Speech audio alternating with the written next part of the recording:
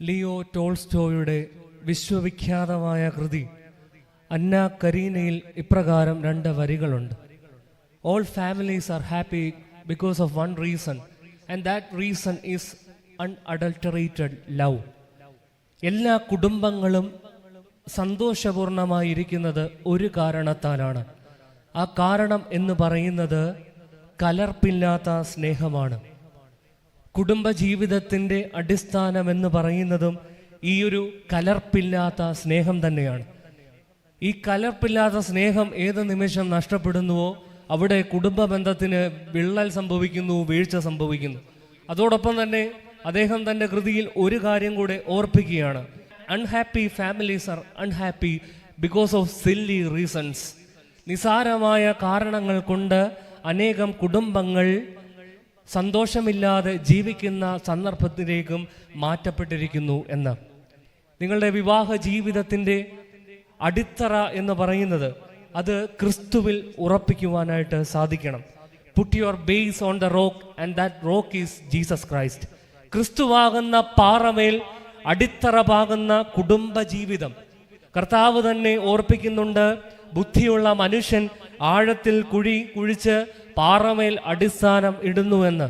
കാറ്റടിക്കും, കോളുണ്ടാകും, എന്നാൽ ആ പാറമേൽ അടിസ്ഥാനമിട്ട ഭവനത്തിന് ഒരിക്കലും കുലുക്കമുണ്ടാകുകയില്ല, അവിടെ വീഴ്ച സംഭവിക്കുകയില്ല, ഭയപ്പെടേണ്ട ആവശ്യമില്ല എന്ന്.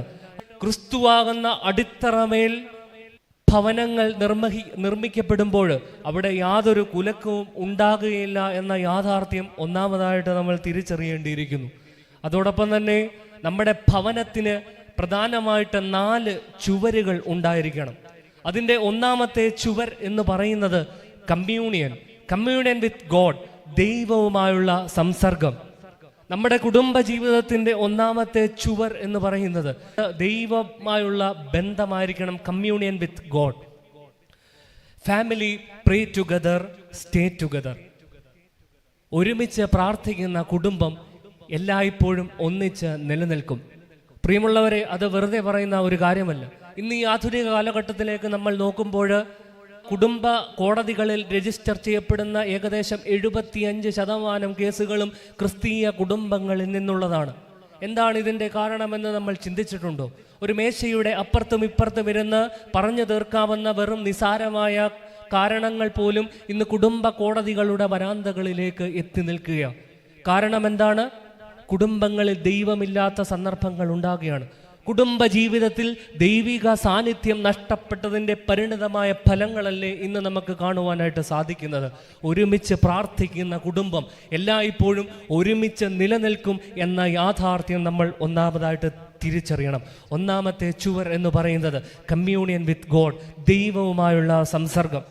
വീണ്ടും രണ്ടാമതായിട്ട് കുടുംബ ജീവിതത്തിൻ്റെ രണ്ടാമത്തെ ചുവർ എന്ന് പറഞ്ഞാൽ അത് കമ്മ്യൂണിക്കേഷനാണ്. ഇന്ന് നമുക്കറിയാം, 2 കുടുംബങ്ങളിൽ നിന്ന് വ്യത്യസ്തപരമായ സാഹചര്യങ്ങളിൽ വളർന്നു വന്ന 2 പേർ ഒന്നിച്ച് കൂടുന്നതായ ഒരു സന്ദർഭമാണ്. പ്ലേറ്റോ ഓർപ്പിക്കുന്നുണ്ട്, കുടുംബ ബന്ധമെന്ന് പറഞ്ഞാൽ ഒരു ഏണിയുടെ 2 വശങ്ങൾ പോലെയാണ്. ഈ ഒരു ഏണിയെ ബന്ധിപ്പിക്കുന്നത് എന്ന് പറയുന്നത് നമുക്കറിയാം, അതിൻ്റെ നടുക്കുള്ള ആ കണ്ണികളാണ്. അപ്പോൾ ആ കണ്ണികൾ എന്ന് പറഞ്ഞാൽ അത് കമ്മ്യൂണിക്കേഷനാണ്, പരസ്പരം സംസാരിക്കുവാനും. ഇന്ന് നമ്മൾ ഈ കാലഘട്ടത്തിൽ കാണുവാനായിട്ട് സാധിക്കുന്നത് പലപ്പോഴും ഒന്ന് സംസാരിക്കുവാനോ കുടുംബത്തോടൊപ്പം സമയം ചെലവഴിക്കാൻ പോലും പറ്റാത്ത സാഹചര്യത്തിലേക്ക് നമ്മൾ മാറ്റപ്പെട്ടിരിക്കുകയാണ്. അവിടെ തീർച്ചയായിട്ടും ആ ഒരു തിരിച്ചറിവ് നമ്മുടെ ജീവിതത്തിൽ ഉണ്ടാകണം. കുടുംബ ബന്ധത്തിൻ്റെ രണ്ടാമത്തെ അടിസ്ഥാനം എന്ന് പറഞ്ഞാൽ പരസ്പരം ഭാര്യ ഭർത്താക്കന്മാർ തമ്മിലുള്ള ആശയവിനിമയമാണ്, കമ്മ്യൂണിക്കേഷനാണ്. വീണ്ടും മൂന്നാമതായിട്ട് കുടുംബ ബന്ധത്തിൻ്റെ മൂന്നാമത്തെ ചുവർ എന്ന് പറഞ്ഞാൽ കൊമമ്മറേഷൻ, നല്ല സ്മരണയുണ്ടായിരിക്കണം. കൊമമ്മറേഷൻ, നിങ്ങളെ വളർത്തി വലുതാക്കിയ മാതാപിതാക്കളെ ഒരിക്കലും മറന്നു പോകരുത്. ഇന്ന് ഈ കൂദാശയിൽ പ്രാർത്ഥിക്കുന്ന പ്രാർത്ഥനയിൽ നമുക്ക് കാണുവാനായിട്ട് സാധിക്കും, ഭാര്യ തൻ്റെ അപ്പനെയും അമ്മയെയും വിട്ട് ഭർത്താവിനോട് പറ്റിച്ചേരുമെന്ന്. എന്നാൽ ഇതൊരിക്കലും സ്വന്തം മാതാപിതാക്കളെ മറന്നുപോയിട്ട് ആകരുത്.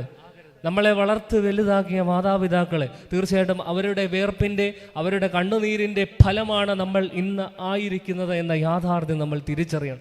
ഇന്ന് നമുക്കറിയാം ഇന്ത്യയിൽ ഏറ്റവും കൂടുതൽ ഓൾഡ് ഏജ് ഹോമുകളുള്ള ഒരു സംസ്ഥാനം എന്ന് പറഞ്ഞാൽ നമ്മുടെ ഈ കൊച്ചു കേരളം തന്നെയാണ്. ഓരോ ദിവസവും വർദ്ധിപ്പിച്ചുകൊണ്ടിരിക്കുന്ന ഒരു കാലഘട്ടത്തിലേക്ക് മാറ്റപ്പെട്ടിരിക്കുകയാണ്. കൊമമറേഷൻ മൂന്നാമതായിട്ട് നമ്മുടെ കുടുംബ ജീവിതത്തിൽ ഉണ്ടാകേണ്ടത്, നമ്മുടെ വളർത്തി വലുതാക്കിയ നമ്മുടെ മാതാപിതാക്കളുടെ മേൽ നല്ല സ്മരണയുള്ളവരായി ജീവിക്കുവാനായിട്ട് നമുക്ക് സാധിക്കണം. അവസാനമായി നാലാമത്തെ ചുവർ എന്ന് പറഞ്ഞാൽ കമ്മിറ്റ്മെന്റ് ടു സൊസൈറ്റി, സമൂഹത്തോടുള്ള പ്രതിബദ്ധത. നമ്മൾ ജീവിക്കുന്നതായ ഒരു സമൂഹത്തോട്, എന്നാൽ സമൂഹത്തിൽ നിന്ന് മാറ്റപ്പെട്ട് ഇതൊന്നും എന്നെ ബാധിക്കുന്ന കാര്യമല്ല എന്ന് പറഞ്ഞ് ജീവിക്കുവാനായിട്ട് ഒരിക്കലും നമുക്ക് സാധിക്കുകയില്ല. നമ്മുടെ ചുറ്റുപാടുകളെ അറിഞ്ഞ് നമ്മുടെ സമൂഹത്തോട് നമുക്ക് പ്രതിബദ്ധതയുണ്ട് എന്ന തിരിച്ചറിവോടുകൂടി ജീവിക്കുവാനായിട്ട് നാലാമത് നമുക്ക് സാധിക്കണം. അവസാനമായി നമ്മുടെ ഭവനത്തിൻ്റെ മേൽക്കൂര എന്ന് പറഞ്ഞാൽ അത് ദൈവത്തിൻ്റെ കൃപയാണ്. God's grace. പ്രയാസങ്ങളും പ്രതിസന്ധികളും ജീവിതത്തിൽ ഉണ്ടാകുമ്പോൾ നമ്മൾ എത്ര മിടുക്കരാണെന്ന് പറഞ്ഞ് അഹങ്കരിച്ചാൽ പോലും പലപ്പോഴും നിസ്സഹായരായി നിൽക്കുന്ന, പകച്ചു പോകുന്ന സന്ദർഭങ്ങളൊക്കെ ജീവിതത്തിൽ ഉണ്ടാകും. ജീവിതത്തിൽ ഒരിക്കലും സന്തോഷങ്ങൾ മാത്രമല്ല, പ്രതിസന്ധികളും പ്രയാസങ്ങളും ഉണ്ടാകും. അവിടെ നമുക്കുണ്ടാകേണ്ടത് ദൈവത്തിൻ്റെ കൃപയാണ് എന്ന തിരിച്ചറിവ് നമ്മുടെ ജീവിതത്തിൽ ഉണ്ടാകണം.